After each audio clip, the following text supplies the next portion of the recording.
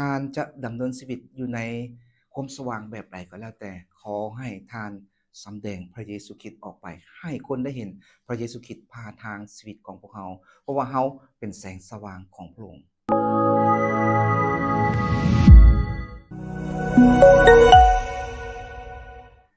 สบายดีพี่น้องต้อนรับพี่น้องเข้าสู่รายการ One Hope Devotion ซึ่งเป็นรายการที่จะนำเรื่องราวของพระคัมภีร์มาหนุนใจพี่น้อง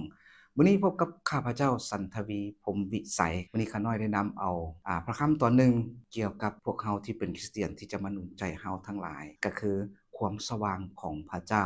ก็คือเฮาต้องเป็นแสงสว่างให้กับองค์พระผู้เป็นเจ้าในพระคำโยฮันบทที่12ข้อที่35-36ซึ่งกล่าวไว้ว่าพระเยซูเจ้าตอบว่าความสว่างจะยังอยู่กับพวกเจ้าอีกหน่อยหนึ่ง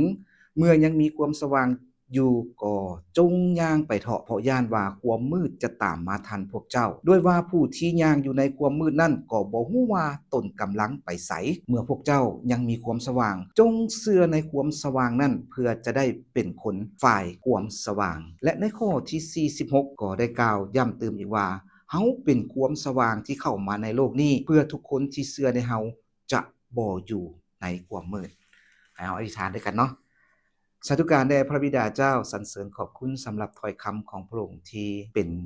ตัวซี่และแนะนำให้พวกลูกได้ดำเนินชีวิตตามพระประสงค์ขององค์พระผู้เป็นเจ้าคือให้พวกลูกเป็นลูกแห่งฝ่ายความสว่างจึงอธิษฐานขอการทรงนำจากองค์พระวิญญาณบริสุทธิ์ในนามพระเยซูคริสต์เจ้าอาเมนพี่น้องที่รักในฐานะที่เฮาเป็นคริสเตียนในฐานะที่เฮาเป็นคริสเตียนเฮาก็จะเอิ้นตัวเฮาเองว่าเป็นลูกของพระเจ้าและเฮาก็มักเอิ้นคนที่บ่เชื่อพระเจ้าว่าเป็นคนฝ่ายโลกเป็นคนฝ่ายโลกก็คือยังอยู่ในชีวิตเก่าเนาะและเฮาเปรียบคนบ่เชื่อพระเจ้าเป็นคนฝ่ายโลกและเฮาเปรียบเฮาเด้เฮาเปรียบคริสเตียนเฮาเองว่าเป็นหยังบางเทื่อบางคนก็ว่าเป็นลูกของพระเจ้าเป็นลูกแห่งความสว่างเป็นลูกแห่งความชอบธรรมในฐานะที่เฮาเอิ้นตัวเฮาเป็นแบบนี้เฮาได้ดำเนินชีวิตให้สมกับลูกแห่งความสว่างหรือบ่เนาะในมื้อนี้ข้าน้อยจะเอาพระคำตอนนี้มาหนุนน้ำใจพี่น้องและก็หนุนใจข้าพเจ้าด้วยในการที่เฮาดำเนินชีวิตติดตามกับองค์พระเยซูคริสต์เจ้าในพระธรรมโยฮันบทที่1ข้อที่1ข้อ9ก็ได้อธิบายถึงว่าความสว่างนี่แม่นมาจากไสไผนำความสว่างเข้ามาในชีวิตของเฮาเมื่อก่อนนั้นโลกนี้เต็มไปด้วยความมืดบ่มีความสว่างในบอนนี้ข้าน้อยอยากหมายความว่าฝ่ายจิตวิญญาณของเฮามืดมิดแล้วก็ปิดเลยเฮาบ่สามารถเห็นแสงสว่างบ่มีความหวังบ่มีกำลังใจแต่เมื่อพระเยซูมาพระองค์ได้นำเอาสิ่งนี้เข้ามาในชีวิตของเขาให้เฮาเห็นแสงสว่างจิตวิญญาณของเฮาถูกปลดปล่อยออกจากความมืดมาสู่ความสว่างของพระเจ้าในมื้อนี้ข้าน้อยอยากจะแนะนำพวกเฮาทั้งหลายเนาะในฐานะที่เฮาเป็นคริสเตียนก็อาจจะมีอยู่คน3ประเภทพี่น้องเนาะที่ปัจจุบันนี้เฮาสามารถสังเกตได้เฮาสามารถเบิ่งออกได้ว่าคนที่ดำเนินชีวิตกับพระเจ้าอยู่ในความสว่างเป็นแบบใดอันที่1ความสว่างอยู่นี่ก็คือความสว่างของจิตวิญญาณเด้อพี่น้องเด้อถ้าเฮายังอยู่ในความมืดก็แสดงว่าเฮายังอยู่ในชีวิตเก่าเนาะในฐานะที่เฮาเอิ้นตัวเองว่าเป็นคริสเตียนเป็นลูกแห่งความสว่างเป็นชาวสวรรค์นะเฮาจะต้องมาเบิ่งว่าเฮาจะต้องมีชีวิตแบบใดอยู่ใน3อย่างนี้อันที่1ก็คืออยู่ในความสว่างอย่างแท้จริงข้าน้อยอยากใส่คำว่าความสว่างตัวนี้แม่น 100% เลยคันน้อยเว้าแนวนี้หลายคนก็อาจสิคิดว่าบ่มีไผดอกที่จะดำเนินชีวิตอยู่ในความสว่าง 100% คันบ่มีแล้วนะเฮาสิมาเบิ่งพระคำของพระเจ้าว่าแนวใดคนที่ดำเนินชีวิตอยู่ในความสว่างอย่างแท้จริง 100% ก็คือคนนั้นต้องเว้าความจริงถ้าเฮาอ่านไปในพระธรรมโยฮันบทที่15 16และ17พระเยซูคริสต์ก็กล่าวไว้ว่าความจริงจะเฮ็ดให้เฮาเป็นอิสระความจริงจะเฮ็ดให้เฮาเป็นอิสระแม้แต่พระเยซูพบกับหญิงสาวซามาเรียที่น้ำสร้างพระเยซูก็ถามนางนั้นก็ตอบความจริงกับพระเยซูและพระเยซูก็เลยเว้าสุดท้ายกับนางนั้นว่าแม่นเจ้าเว้าความจริงความจริงมาถึงเฮาเมื่อใดเฮาจะต้องเว้าความที่เป็นองค์พระผู้เป็นเจ้าออกมาเอาความสว่างของพระเจ้าออกมาถ้าเฮาเว้าความจริงนั่นคือเฮาอยู่ในความสว่างพี่น้องและอันต่อมาถ้าเฮาเป็นคนอยู่ในความสว่าง 100% เนาะ เฮาจะเห็นผลที่เกิดขึ้นพี่น้องผลที่เกิดขึ้นมาจะเป็นอะไรผลที่พระวิญญาณบอกเกิดขึ้นมาจะมีจังได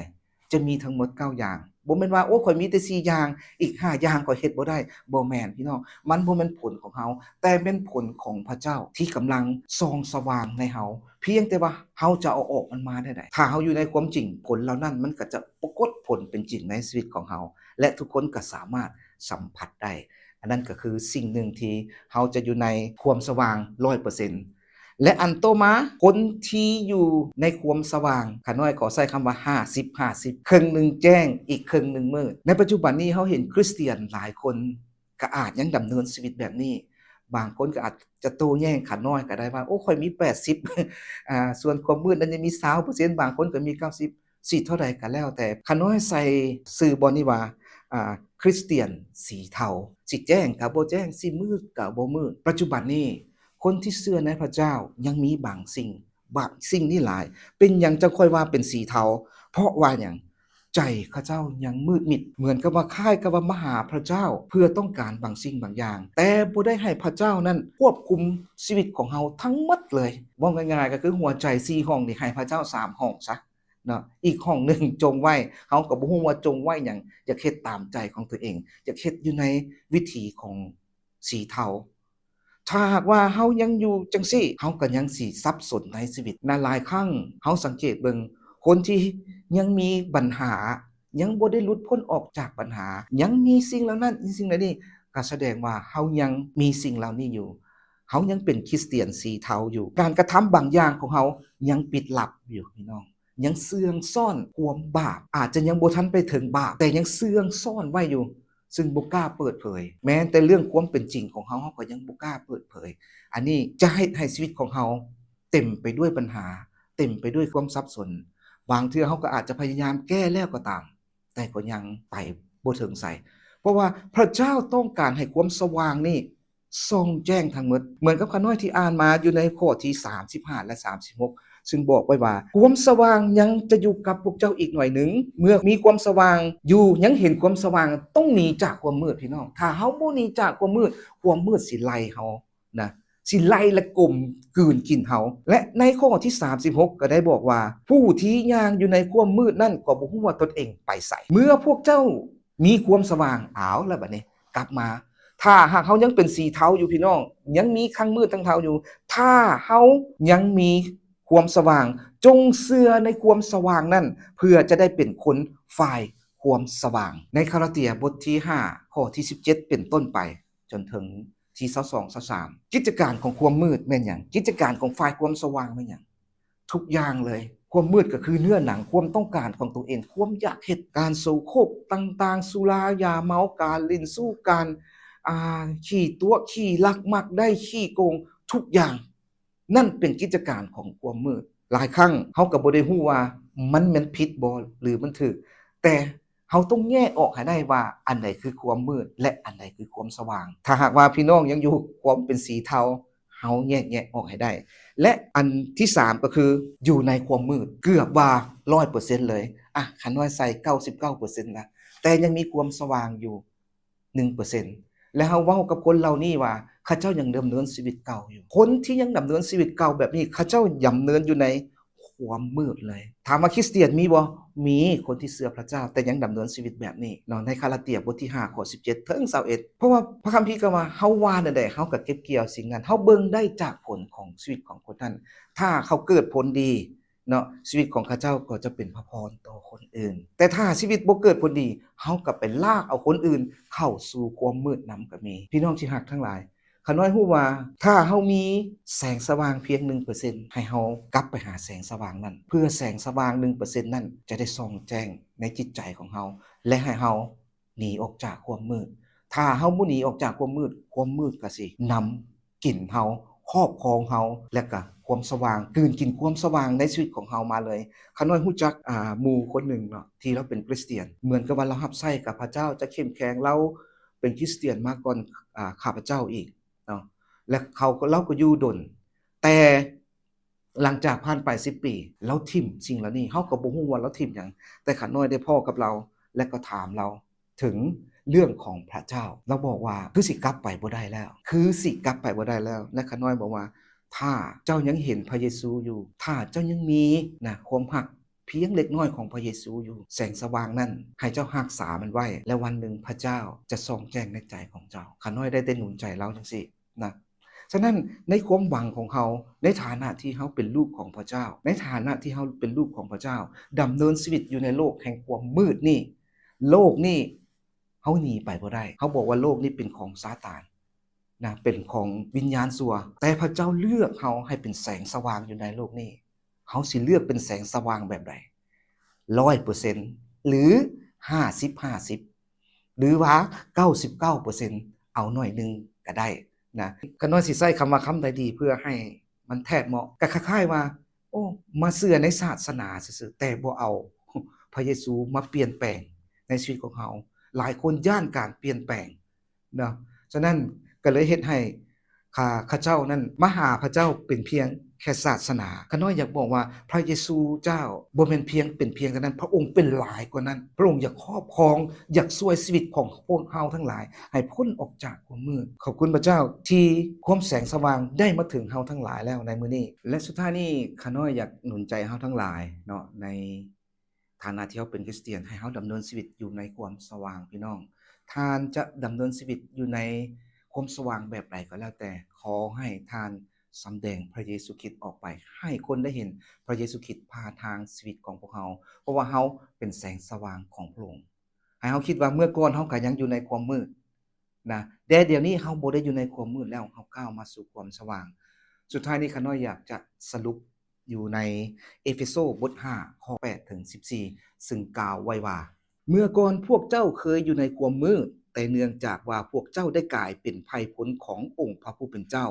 พวกเจ้าจริงอยู่ในความสว่างดังนั้นพวกเจ้าจงดำเนินชีวิตเหมือนดังคนที่อยู่ฝ่ายความสว่างแล้วด้วยว่าผลของความสว่างนั้นคือคุณความดีความชอบธรรมและความจริงทุกประการเจ้าทั้งหลายจงพยายามเรียนรู้ว่าเฮ็ดอันใดจริงจะเป็นที่พอพระทัยองค์พระผู้เป็นเจ้าอย่าเข้าไปมีส่วนใดๆกับการกระทำฝ่ายความมืดอันบ่มีประโยชน์หยังแต่จงเปิดเผยสิ่งเหล่านั้นออกมาสู่ความสว่างก็ดีกว่าเพราะว่าแม้แต่จะเว้าถึงการเหล่านั้นที่พวกเขาเฮ็ดในที่ลับลี้ก็ยังเป็นการน่าอายแต่เมื่อสิ่งสารพัดถูกเปิดเผยออกโดยความสว่างสิ่งนั้นก็ปรากฏแจ้งเพราะว่าทุกสิ่งที่ปรากฏแจ้งก็คือความสว่างอาเมนนะก็อยากหนุนใจเฮาทั้งหลายในการดำเนินชีวิตเฮาอธิษฐานด้วยกันเนาะโมทนาสาธุการสรรเสริญขอบคุณพระองค์สำหรับถ้อยคำของพระองค์ที่แนะนำพวกลูกทั้งหลายให้พวกลูกคิดถึงอยู่เสมอว่าพวกลูกเป็นลูกแห่งฝ่ายความสว่างเป็นลูกขององค์พระผู้เป็นเจ้าผู้ยิ่งใหญ่พระองค์เจ้าค่ะขอพระเจ้าทรงช่วยพวกลูกและทรงนำพวกลูกที่จะเป็นแสงสว่างส่องแจ้งอยู่เสมอให้กับคนทั้งหลายที่ยังอยู่ในความมืดของโลกนี้พระองค์เจ้าค่ะช่วยพวกลูกและเมตตาพวกลูกทั้งหลายที่พวกลูกจะดำเนินชีวิตให้สมกับที่เป็นลูกขององค์พระผู้เป็นเจ้าพวกลูกจึงอธิษฐานขอการทรงนำจากพระองค์และขอการอวยพรจากพระองค์ในพระนามพระเยซูคริสต์เจ้าอาเมนขอพระเจ้าอวยพรพี่น้องทุกคนพบกันใหม่ในโอกาสหน้าสบายดีพี่น้องก็สามารถเป็นส่วนหนึ่งในการผลิตรายการต่างๆของพวกเราได้ด้วยการกดไลค์กดแชร์กด Subscribe อธิษฐานเพื่อและถวายทรัพย์เพื่อสนับสนุนพันธกิจของพระเจ้าเพื่อเฮ็ดให้ถ้อยคำของพระเจ้าไปถึงทุกคนขอให้พระเจ้าอวยพรพี่น้อง